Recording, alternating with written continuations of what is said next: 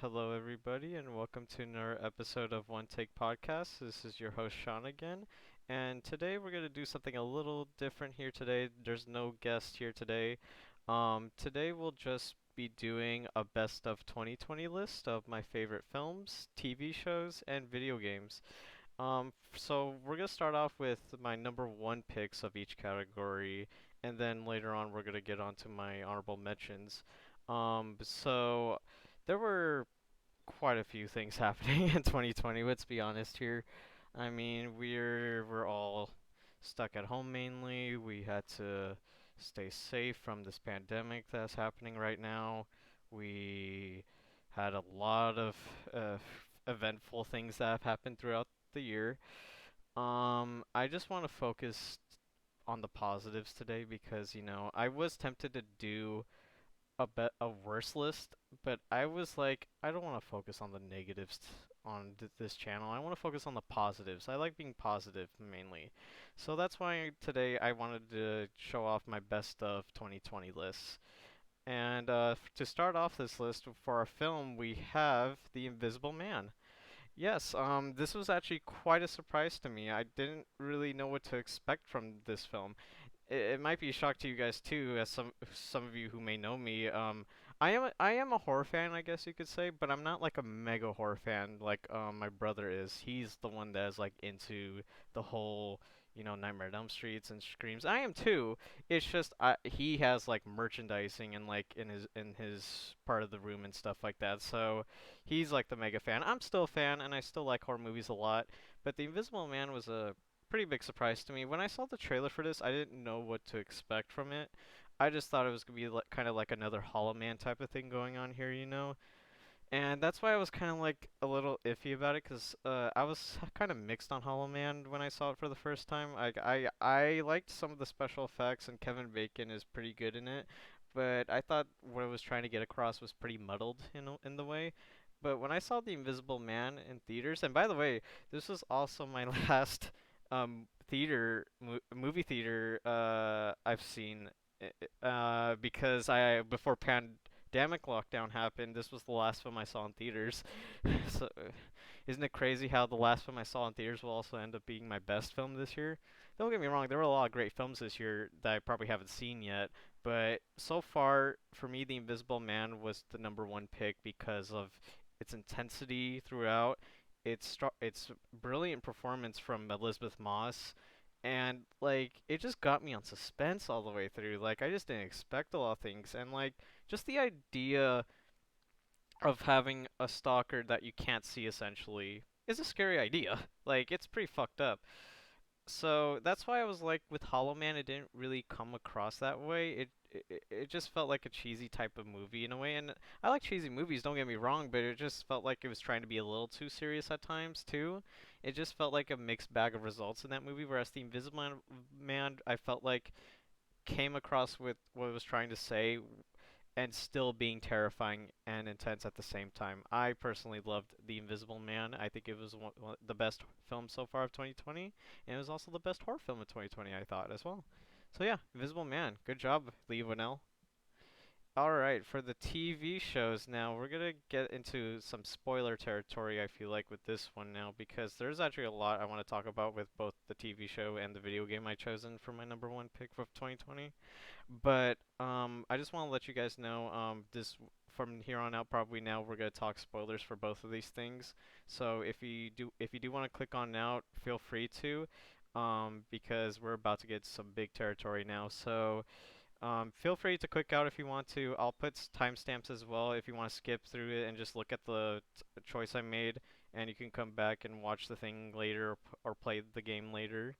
So, without further ado, my favorite TV show this year was The Mandalorian Season 2. Yes, The Mandalorian Season 2 was phenomenal all the way through. And this is coming from someone who didn't particularly like the sequel trilogy that much. I thought Force Awakens was a fine, good movie, even if it did feel like a New Hope's reskin in a way. I did think it was a good movie still for what it did. Whereas The Last Jedi, I was definitely a lot more mixed on compared to Force Awakens. And even some of the prequels I enjoyed even more than Last Jedi, to be honest with you. And Rise of Skywalker was just a huge mess of a disappointment. So at that point, I was ready to give up on Star Wars until I saw The Mandalorian season 1, which I really enjoyed. It didn't really say like it was going to be the best Star Wars thing ever. It didn't blow me away, but I still really enjoyed it, and it was nice to see a change of pace in the Star Wars universe for once. And then season 2 came out and pretty much blew my mind. Mandalorian season 2 was just a roller coaster of emotions. Like throughout the whole season, there was no slow episode except maybe episode 2, but we'll get into that in a bit. But in episode 1 alone, we have Jon Favreau directing it, and he also had a guest stars in this, Timothy Oliphant, who plays the town sheriff, and John Leguizamo, who is the alien in the beginning. And I thought this episode was fantastic intro to the season because it showed us like how big the scale action it could be when it widened the shot with the Tusken Raiders and with the beast at the end. That was an incredible shot, and I can't wait to see what Jon Favreau does for season 3 with his next directorial episodes. And as for episode 2, which was directed by Peyton Reed, I did enjoy but I did think it was the weakest episode of the bunch because it was about the alien eggs and like the couple and stuff like that, and Baby Yoda eating the eggs, of course. That was a big controversy. I thought it was a good episode. But it wasn't the best of what Mandalorian is personally. And then there's episode 3 of season 2, which was directed by Bryce Dallas Howard, who directed episode 4 of the last season. And this episode was pretty great because I love Katie Sackhoff, who plays Bo Katan in this show, and she was fucking badass. We also did get to see a little bit more of Moff Gideon, and it was nice to know that he was still around, of course, because other than season 1 finale, we didn't really see much of him. So it was nice to see that he's still around chasing the baby and stuff like that, you know. And Bo-Katan and her crew was just really cool, and I really liked the action sequence on the ship, and then the trooper killing himself with his own gun and stuff like that. That shit was crazy. It was a great episode, and the best thing about it was the reference at the end, of course, to a certain Jedi, which we'll get to in just a bit. But yeah, it was a great episode. And episode 4, which was directed by Carl Weathers, of all people. Yes, Carl Weathers, who is in the show as Grief Karga, and you might also know him from Rocky. So yeah, Carl Weathers directs a Star Wars episode. How cool is that? And it was actually a pretty good episode too. It had a lot of great action. It didn't really do a lot in terms of like the story, but it did a lot in terms of the action department. It was always fun seeing Carl Weathers in this role again. So the next episode, which is episode 5 of the season, which is probably my personal favorite episode, other than maybe the finale, is The Jedi, directed by Dave Filoni. Now, this is the episode that brought the first ever live action appearance of Ahsoka Tano, and I was so pleased to see that Rosario Dawson killed it in this episode. As someone who was a big fan of Ahsoka in shit, I'm probably saying her name wrong. Ahsoka. Sorry, tongue twister these today. Ahsoka. I was a big fan of hers in Clone Wars from the movie and from the TV show. So I was ready to see her in live action when I heard Rosario Dawson was playing her, and definitely did not disappoint. It was freaking badass. And we finally got to learn the baby's name, Grogu, which was nice. There was so much to love in this episode. From the choreography standpoint, from the cinematography standpoint, Dave Filoni directed the hell out of this episode. Him and Jon Favreau in general have been just doing a bang up job with season 2, and man, I can't wait for season 3, man. Episode 6, which would involve Robert Rodriguez this time to direct, who is also one of my favorite directors, which would focus on Boba Fett. Actually forgot to mention this with the first episode, but in the first episode, in the ending, Boba Fett appears unmasked, and so people were freaking out because Boba Fett was finally back. And it was cool to see him back because we didn't really see him do much, honestly, outside of getting sucked in the Sarlacc pit. So I thought he looked cool. It's just we didn't get to see anything from him. But finally, after years and years of waiting, we finally get an episode from The Mandalorian directed by Robert Rodriguez that gives us the Boba Fett episode we need, and it was awesome.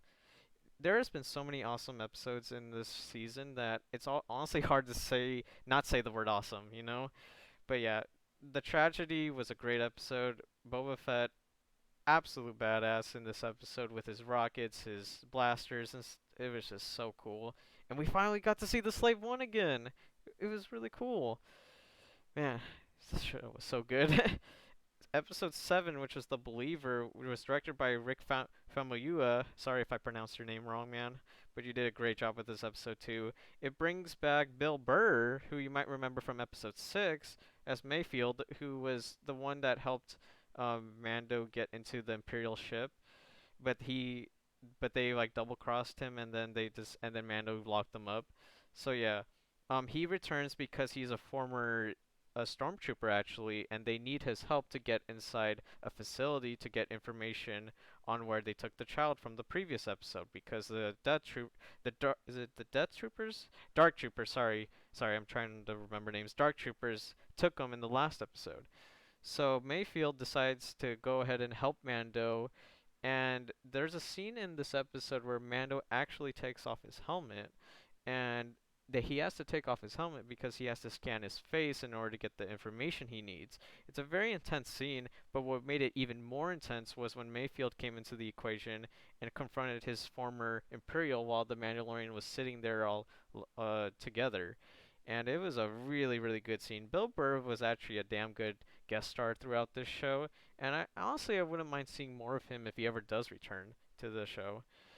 And so that brings us to the finale, which was called The Rescue, Episode 8, directed by Payne Reed again. This episode, whew, this episode was just the tits. I mean, I don't. Sorry about that language, but like, this episode was just a wild ride. Like, just from the beginning of the heist to the Dark Troopers appearing and nearly beating Mando to the ending with Luke Skywalker finally returning as his Return of the Jedi suit. Let me just say, when I saw Luke appearing for the first time with his green saber, kicking ass, and just not taking names, it was just so cool. And like just seeing him force like crush the Dark Trooper at the end before he enters the room where everybody's held up is just so freaking cool. Like my goodness, this show just blew me away. Like I didn't think I would be excited for more Star Wars stuff, but honestly, The Mandalorian season 2 was truly a blast from start to finish. I highly recommend you guys check out this season. Sorry, tongue twisters today. I highly recommend you guys check out this show. It's a great show, and it honestly brought some Star Wars love back into my heart. The next thing we're going to talk about is the last thing we're going to talk about in our best of 2020, my favorite video game. This is probably the longest we're going to take in terms of these categories because I do have a lot to talk about this video game, both good and bad. We'll first start with the bad, but my game of the year of 2020 ended up being Cyberpunk 2077. I feel like it was no surprise, honestly, because I was highly anticipating this game.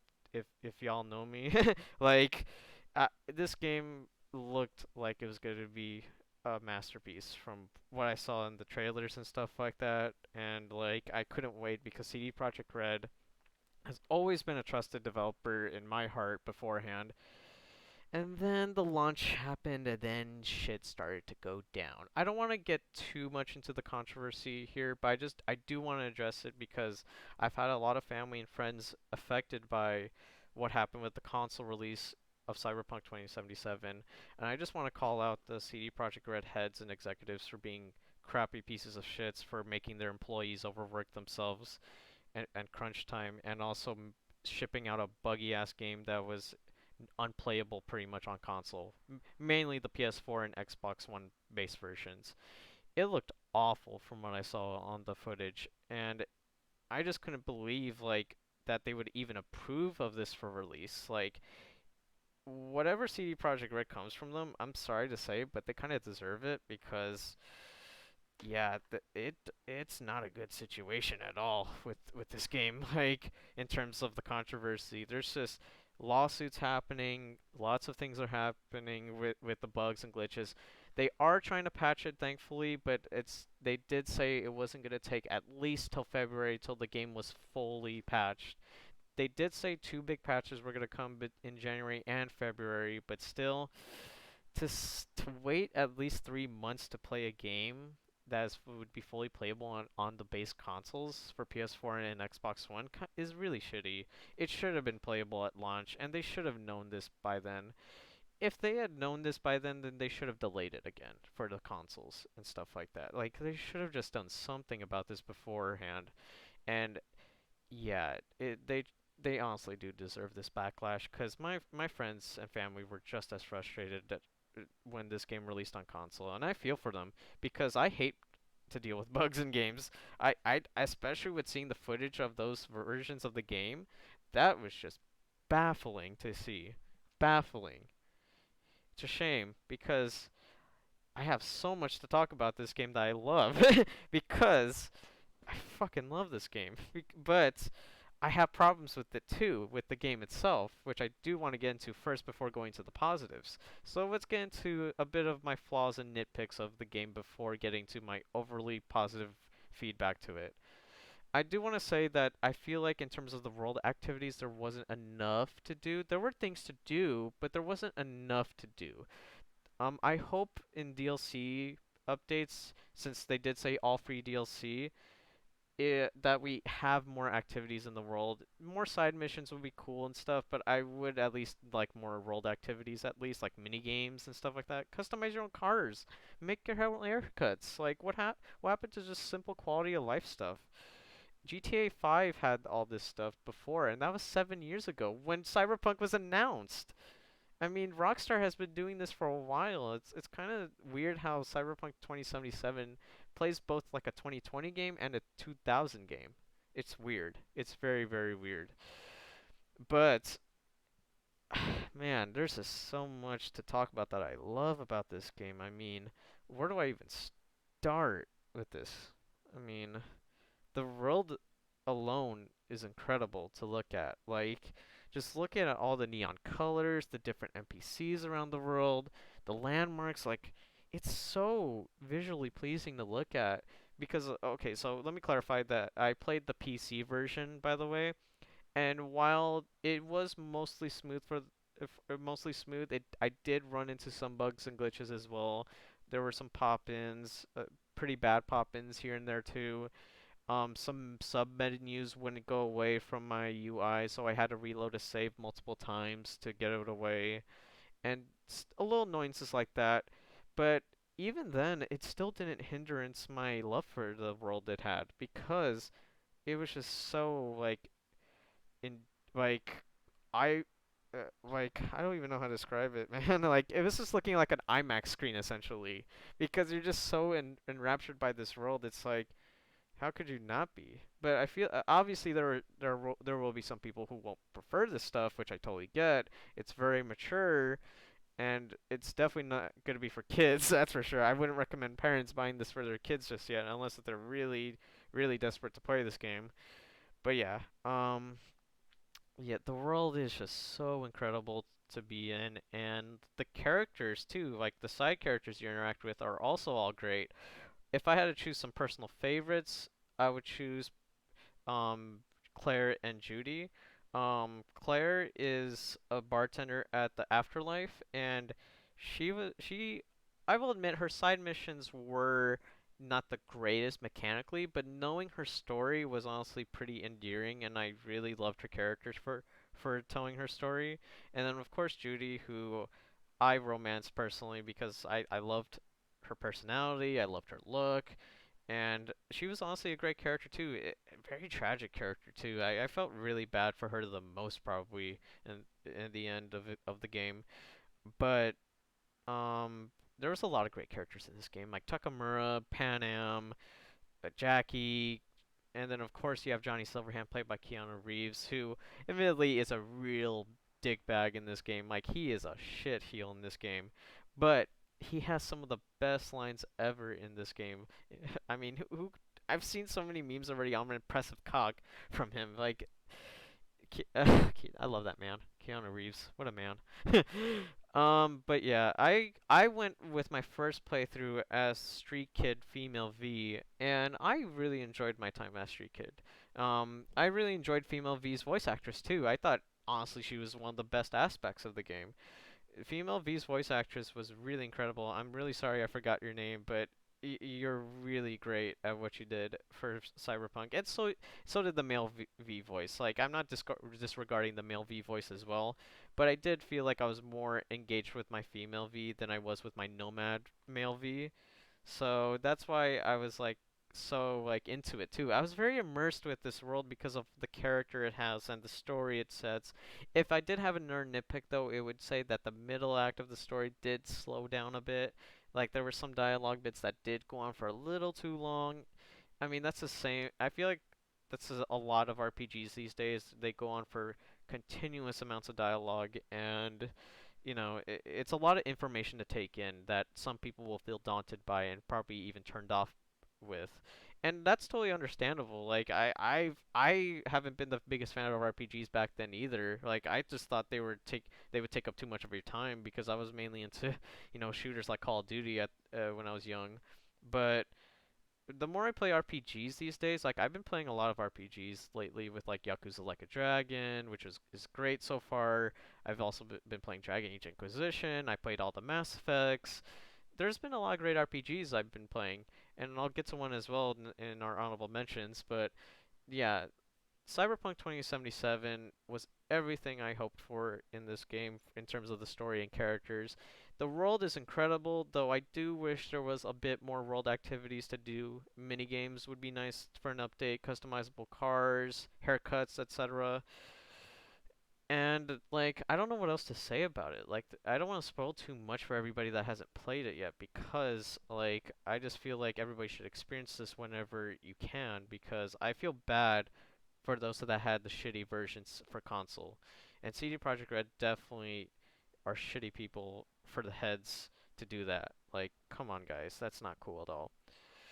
But Cyberpunk 2077 is my game of the year, and I highly recommend you guys play it when you can. Like, I'm not rushing you guys to play it because don't get like an expensive PC or if you don't have the money for like a PS5 or an Xbox Series X even, I wouldn't do it until the game's patched fully.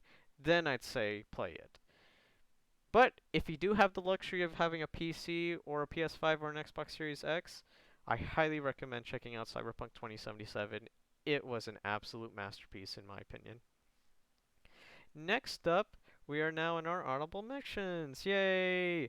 So this is a little different. We're going honorable mentions this time around with the list here because I just wanted to give some shout outs to some movies, TV shows, and video games that I loved throughout the year as well. I chose three for each category.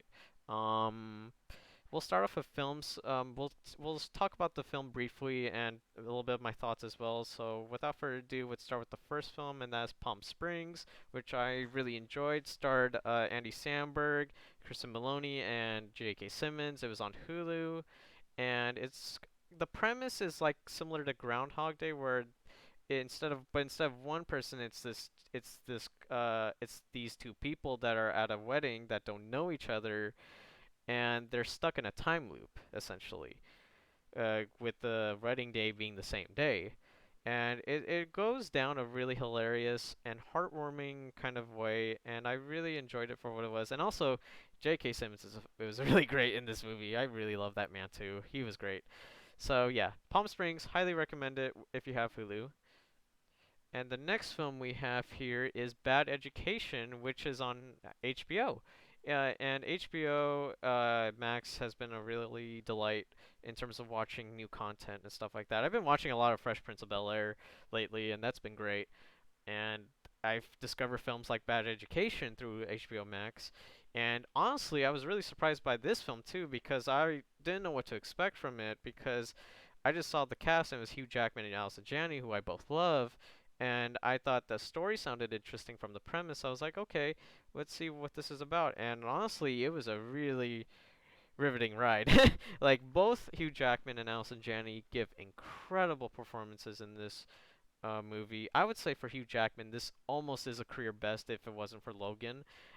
Near career best for sure. I feel like this could still get him a nomination even, but yeah, I think Hugh Jackman killed it in Bad Education. And honestly, I highly recommend checking it out. It's an interesting true story about a scandal in a high school regarding this faculty, and it's a really interesting and riveting ride. I highly recommend Bad Education if you have HBO. And the last film we're going to mention is The Five Bloods from Netflix, directed by Spike Lee. Um, I haven't really watched a lot of Spike Lee films, admittedly, though I have seen Black Klansman a couple years back, and I really loved that one. And I saw The Five Bloods this year as well on Netflix, and I really enjoyed it, though not as much as Black Klansman, though I still really like this film a lot. And Chadwick Boseman, may he rest in peace, great actor in this film. And like the rest of the cast alone was fantastic throughout. Like what was his name again? Delori Lindo. I hope I didn't pronounce your name wrong. I'm really sorry. And Jonathan Majors, who I know from Lovecraft Country, which I've been trying to get back into. And Lindo was fantastic in this role too. Like I didn't really see him in a lot of things before, but when I saw him in this film, he was ruthless in this film. He was great. The whole film is really intense. It's about a group of Vietnam veterans that's going back to Vietnam to dig up something from their past, essentially. I don't want to spoil too much because I feel like if you go into it as blind as possible, you'll like it a lot more because the film is also riveting in its own right, and I really enjoyed for what Spike Lee has done with this direction of this film. I highly recommend checking out The Five Bloods. May you rest in peace, Chadwick. Now we're moving on to the TV shows now. The first honorable mention I'm going to mention for TV shows is The Boys season 2, which I absolutely loved as well. I loved The Boys season 1. I think a little bit more than season 2, though I still think season 2 was just as great. Well, not just as great, but almost just as great. um, yeah, freaking Billy Butcher, Carl Urban is really good in this show. But the one actor that always steals this show is Anthony Starr as Homelander. Fantastic actor throughout this show. Batshit insane, gory, violent, mature as heck, funny as hell. It's a wild ride. Season 2 is. I would say just as wild as season 1, though I did feel like the pacing of season 1 was better than season 2. The next TV episode, tongue twisters. Ugh. The next TV show I'm gonna mention on this honorable mentions list is the new Animaniacs that came out not too long ago. Yeah, I actually just started recently watching the old Animaniacs with some friends of mine in the VGA community, and we also started watching the reboot, and and it's a really funny show. Like the humor still holds up to this day with the fourth wall breaking and stuff like that. Seeing Yakko Wacko and Dot having fun and like Pinky and the Brain, of course, is fantastic. If there was one thing I did wish in this reboot was that there was a little more skit variety. I did feel like the original had a little bit more in terms of variety, but I still feel like the skits were funny enough and they still have it. I highly recommend checking out Animaniacs. It's on Hulu. Highly recommend it. And the last show I'm going to mention on this honorable mentions list is Mythicquest by the It's Always Sunny creator Rob McElhenney, and I believe it was also produced by Charlie Day and David Hornsby, yes, who also stars in the show as with Rob McElhenney. Sorry. I love It's Always Sunny in Philadelphia. I actually started watching Sunny as well this year. I know it's been going on for more than 15 years now, so I wanted to watch it for a while, and I started binging most of it, if not all of it, and Wow, that was a great dark comedy all the way throughout. Probably my favorite comedy I've seen all year. All year, yeah, probably. But Mythic Quest, since it actually came out in 2020, I want to give a shout out to Mythic Quest Waven's Banquet, which I really, really enjoyed as well. It's on Apple TV Plus. It's about the MMORPG named Mythic Quest releasing their new major expansion, Raven's Banquet. There's just a lot of shit that's happening in the office, and it's just a bunch of wild rides that happen. And there's even some really, really heartwarming and emotional episodes in this too, especially in episode 5, which didn't actually start any of the stars of the show, but it was a really, really great episode. It was called A Dark, Quiet Death. It also starred Kristen Maloney from Palm Springs, and also, what's his name again? I'm so sorry. I'm so sorry. You're from Spider-Man to the Spider-Verse. What's his name? It's something Johnson, right? Is it Nick Johnson? No, not Nick Johnson. Sorry, that's Jake Johnson. Sorry, Jake Johnson. I'm really, really sorry about that. But you were great in this episode as well. And I really enjoyed Mythic Quest Raven's Banquet. It was a fun ride, and as someone who's a huge gamer, I really enjoyed the references. It wasn't disrespectful at all, which I really appreciated too, because I feel like with this type of show, you could really disrespect some people in this type of show. But Rob McElhenney is always great at making dark comedies without going too overboard. So that's why I really enjoyed Mythic Quest as well. So, and we get to our video games now. So, the first video game I want to mention is Ghost of Tsushima. Yes, Ghost of Tsushima was actually my game of the year for a while. In fact, I still think it could be, but it's a great second place game, and I loved this game. Like, it was the best PlayStation exclusive I played all year.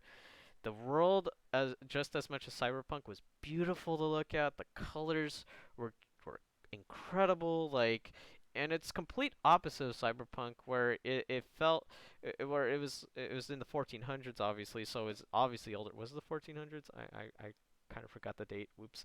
Um, but it was set in the time when the fuck, I'm forgetting their names again.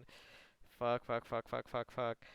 The main character Jin is dealing with the Mongol invasion while trying to save his uncle as well, the Lord Chimera. And I loved mostly everything about Ghost of Tsushima. If there was one thing I did say is that it did slow down a bit in the second act of the game, but then picked right back up towards the end. And again, just a beautiful world to be in, great characters, compelling side stories as well. I'd say just as compelling, if not more compelling than the main story. Great game all around. Highly recommend you guys check it out. The next game is another PlayStation exclusive, though I don't think it's going to be exclusive anymore for next until 2021, and that is Final Fantasy VII Remake. Now, this is another big surprise to me because I wasn't really into Final Fantasy that much. Like I didn't really care for the series back then, and I actually did play a bit of like Final Fantasy 15 as well, and I was bored with it personally, so I didn't really have any expectations set for Final Fantasy 7 Remake. And honestly, like I was just in love with this game. Like there was so much to love about it. Cloud, like Aerith, Tifa, Barrett, like so many great characters. The art direction's incredible. Oh, so good. And the soundtrack is the best soundtrack I've ever listened to all year in gaming. Final Fantasy 7 Remake, amazing game.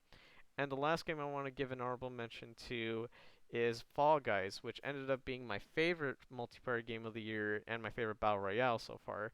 It's a really fun game. I don't know. There's not much to say about Fall Guys that hasn't been said already. It's a very popular multiplayer game, and it's very cheap. It's $20 on Steam and PlayStation. It was free on PlayStation Plus when it came out, actually, for that month. I'm pretty sure a lot of you guys have played it, but if you're not, I highly also recommend checking out Fall Guys. It's a really fun multiplayer game, even if you play solo. Highly recommend it. And that's it for the list, you guys. Just want to thank you guys so much for listening in as always. I hope you guys are out there staying safe. And let's hope 2021 is our year, guys. I'll see you guys later.